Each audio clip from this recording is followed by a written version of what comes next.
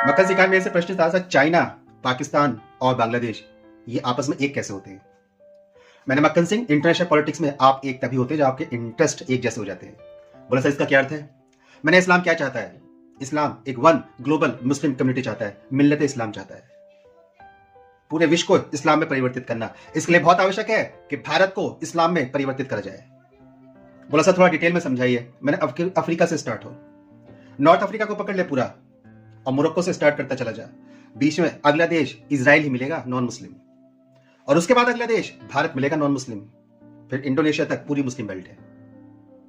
और यही दोनों इस्लाम के सबसे बड़े दुश्मन है, शत्रु, इजराइल और भारत। इसलिए इजराइल पे भी चारों ओर से अटैक होता है, भारत पे भी अब चारों ओर से अटैक हो रहा है। तो बोला सर चाइना कैसे जुड़ता है इससे?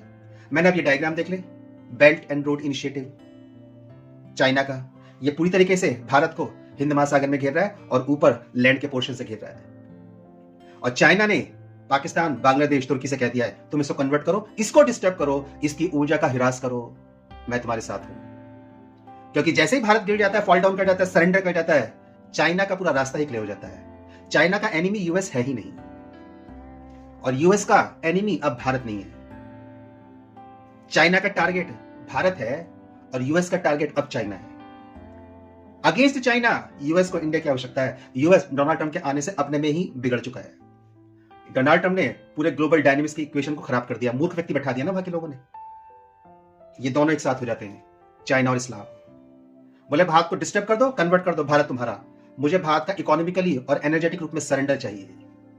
यहां पे दोनों के कनेक्ट कर जाते हैं। तो one belt road initiative global network नहीं है, ये ग्लोबल नेटवर्थ है चाइना की, जहां पे इंडिया का सरेंडर करना उसके एग्जिस्टेंस के लिए और डोमिनेंस के लिए बहुत आवश्यक बन जाता है। और यहां पर आकर इस्लाम और कम्युनिज्म, साम्राज्यवाद जुड़ जाता है। दोनों का एक ही टारगेट है, भारत। इसलिए ग्रेटर बांग्लादेश का मानचित्र आ गया है, क्योंकि उनके पास है, सियाचिन इसने ऑक्युपाइड कर रखा है, अब ग्रेटर बांग्लादेश आ गया है। बोले सर समाधान क्या है? मैंने सफाई करनी पड़ेगी। बोले सर किसकी? मैंने उन नपुंसक हिंदुओं की जहां पे सेकुलरिज्म, आइडियलिज्म और कॉन्स्टिट्यूशनलिज्म का पाठ पढ़ा रहे हैं। इतिहास शक्तिशाली लोगों का लिखा जाएगा, आदर्शवादी व्यक्तियों का इतिहास नहीं लिखा जाता। आदर्शवादियों को स्थापित करा जाता है।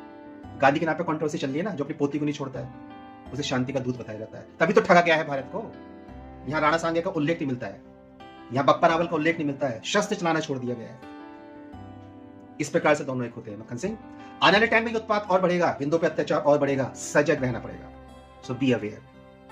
नमस्कार, चैनल को सब्सक्राइब कर लीजिएगा, वीडियोस को लाइक कर लीजिएगा, समर्थन देते रहिएगा इस प्रकार से कि हाँ मैं ठीक उद्देश्य पूरा काम कर रहा हूं अथवा नहीं।